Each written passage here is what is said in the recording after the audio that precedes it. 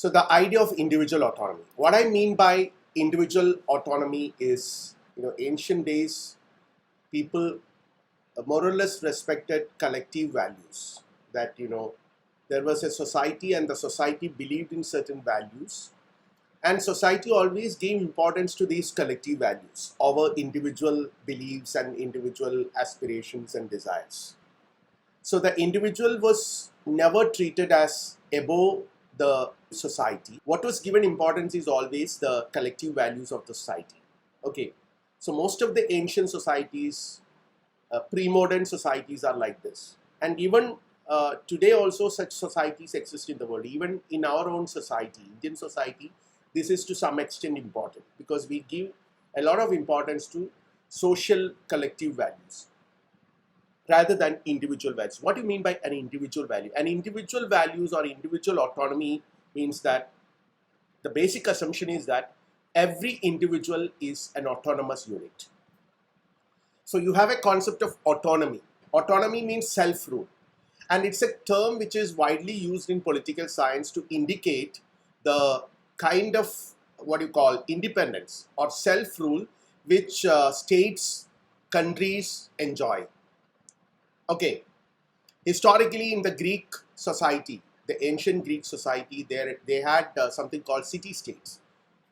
And for the ancient Greeks, each city was an autonomous unit. It had got its own ways of ruling and its own rules, its own laws and all that. Okay, so it was not determined by anyone from outside, any other influence from outside. The same thing is extrapolated to the case of the individual, and at least since 18th century onwards in Europe, this concept of individual autonomy was gaining prominence.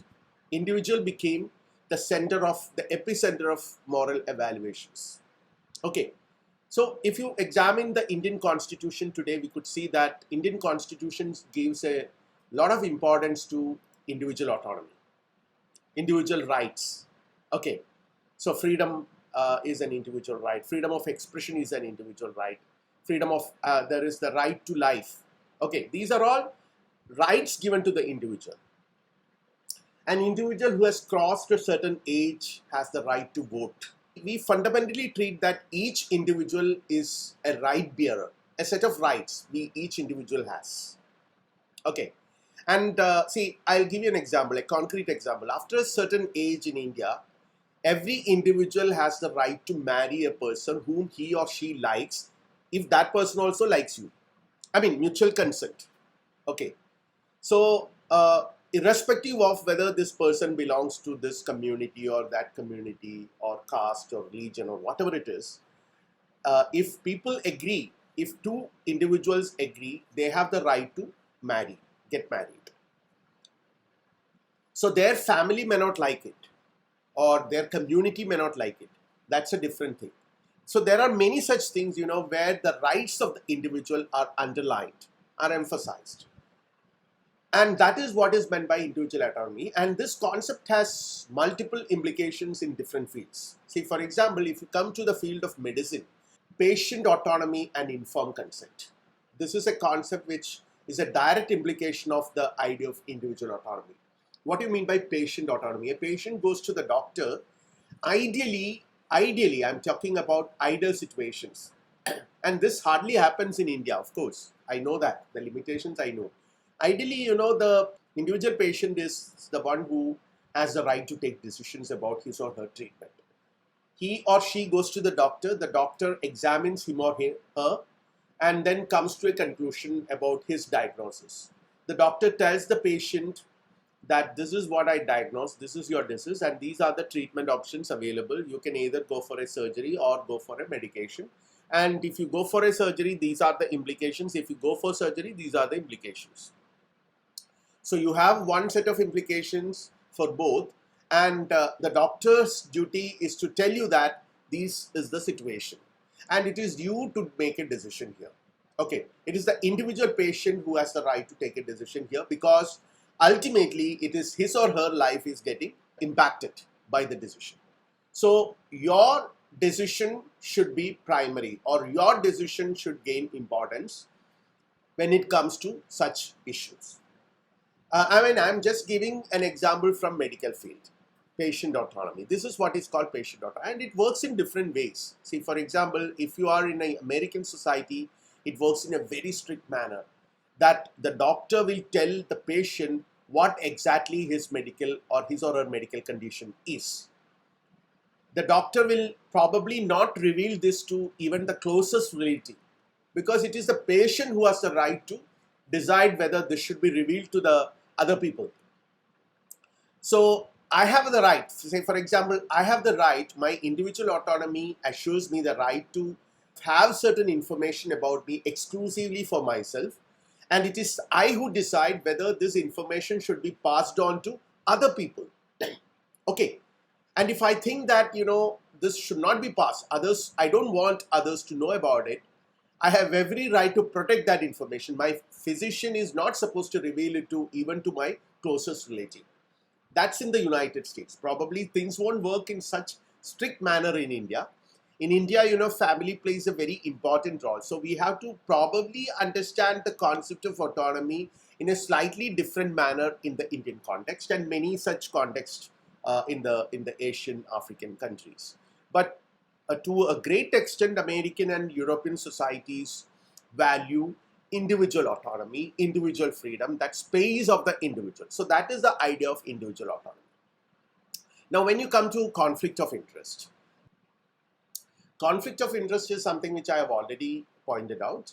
Sometime back, we had a class on conflict of interest when two equally, probably sometimes, two interests are equally pressing. An individual might feel that, very difficult to negotiate between them. See, for example, me as a person and me as a professional. When it comes to my professional life, I should give importance to professional values like efficiency and integrity and all that. But sometimes, when I'm holding some position in my organization where I need to take a decision, there are certain occasions where, my personal interest might come into direct conflict with my professional interest. So I have only two ways here to tackle this situation. I have to negotiate this. The only way I can do is that I should give importance to my professional values, because my profession is a space where other people are involved.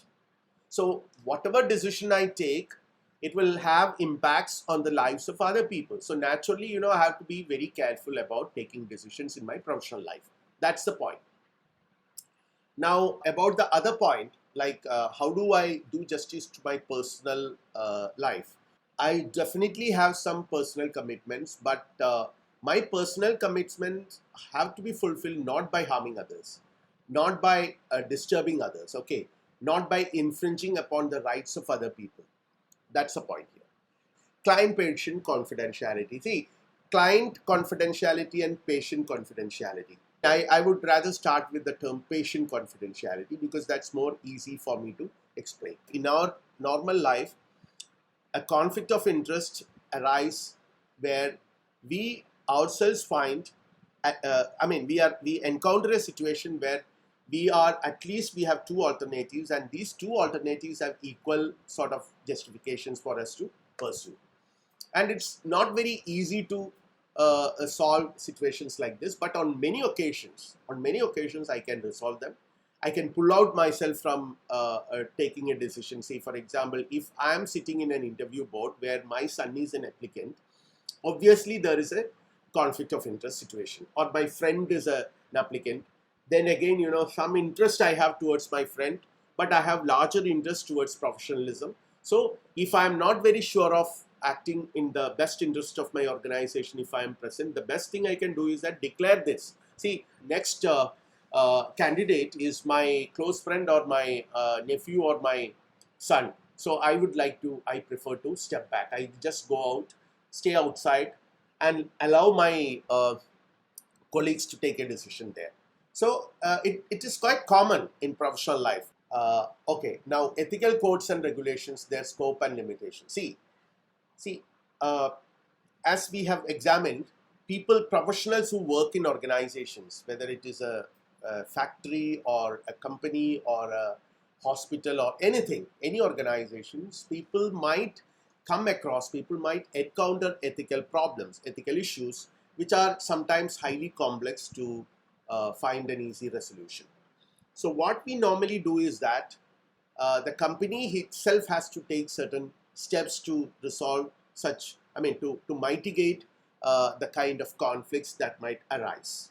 Okay, so every organization will upfront declare a set of regulations, a set of codes, ethical codes, which they expect their employees to follow. These codes will normally very broadly announce the goal of the organization and the values of the organization. And it is invariably true that people who come and work in the organization are also coming from a certain value background. Each individual has certain values which they would have acquired from their family or society or community or whatever places to which they belonged. So when they come to this organization, say for example, in one particular office there are 30 people working, and these 30 people are coming from 30 different value environments, and what will happen if they come and work under one roof? There is every possibility that they might fight with each other because they come from different value organizations, and their decisions, normally the decisions we take in our life are based on our values. So if you belong to different value environments, there might be chances of conflicts. So in order to mitigate this conflict, what the company does is that upfront it announces a set of values which are embodied in the codes, ethical codes of the organization.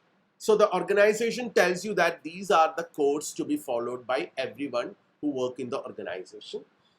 And the organization's goal, professional goal, and its concern to the society, its relationship with others, with its stakeholders, everything will get reflected in these codes. Now, the problem with this is these codes will definitely help you to mitigate this conflict, to resolve the conflict to a very great extent. That is one great aspect of these codes. But at the same time, there are several limitations to this, because these codes will never resolve all ethical issues conclusively. Still, ethical issues may arise because we human beings are highly complex organisms, and we live in society which is also a complex phenomenon. Okay, so naturally, these codes may not be able to effectively address all the problems which we might encounter in our society. So naturally, we need to have other mechanisms. Human rights and the ethical presuppositions and implications. So you have to basically start with the very idea of human rights. Okay, what do you mean by human rights? Again, I would refer to the 18th century Enlightenment in Europe, because it is only after this European Enlightenment, which happened somewhere around 18th century, the importance was given to individual values, or individual was considered as an important entity, and the concept of individual rights also emerged on the one hand. On the other hand, there another concept called human rights, which refers simultaneously to individual human rights as well as to collective human rights. We human beings have certain rights. By virtue of being a human being, every individual has certain rights. A community, a society, a community has got certain rights. A group of people have got certain rights. See, there are rights like refugee rights. Refugees are people who come from other country and seek refuge in another country. So naturally, these people are not readily welcome in this foreign country. They are, for various political and social and other reasons, they run away from, or they flee from their mother nation, and come to another foreign country and seek refuge. Hardly any country is happy with refugees nowadays, because refugees create a very different cultural environment, and already resources are limited. So naturally, countries are not very happy to accommodate refugees from other countries, because we have our own problems. So if you bring another set of people from another country, we have to address their problems as well. We have no resources in addressing our own problems. So how do you do that? These are some of the practical difficulties involved in it. Okay, so now what happens is, in spite of that, the international community has come to an agreement that even these refugees have certain rights in a foreign land. They cannot be treated like animals. They have to be treated like fundamentally as human beings. So, being a human being, they have certain rights and their rights have to be respected, honored by everyone, irrespective of nationality and other factors, color and so the concept of human rights in that sense is a very sublime concept, because it assures that every human being is treated as a person, as an individual who has certain rights, rights in the society wherever he or she finds himself, irrespective of the fact that this individual is belongs to a different race, different color, different religion, different caste, and all kinds of differences. Okay, I might believe in a very different religion. Okay, so that's the context in which the concept of human rights have become prominent in our society, in our world. And there are multiple views about this concept. Human rights, of course, have certain limitations as well. See, for example, when the United Nations was very actively thinking about uh, formulating the human rights way back in 1940s, they have approached some of the world leaders, including our Mahatma Gandhi. And Gandhiji was approached, and they wanted to know Gandhiji's opinion about human rights. So what Gandhiji said was, I don't believe that human beings have any rights. They have only obligations. They have only duties. This is his view. So that is what I said. Human rights is a very modern concept, which probably works in a liberal society more effectively than a pre-modern society. Okay, so it is definitely a liberal value, which treats humans have more importance or more rights probably than rest of the living world. Okay, so that is the other side of human rights. What do you mean by respect for person? You have to, by virtue of being a human being, every individual commands certain respects. Every human being deserves to be respected in a certain way. Respect doesn't mean that you have to explicitly show respect, but rather that human capacity, that ability has to be respected. What is that ability? The ability is the ability to think rationally and take decisions. Take decisions about oneself. One has the right to take decisions about one's own life and all that. Okay, what kind of life I would like to lead, for example, what kind of job I would like to pursue, and what kind of person I should marry. These are very important individual decisions. So, as a person, I have the right to take these decisions, and these decisions have to be respected by other people.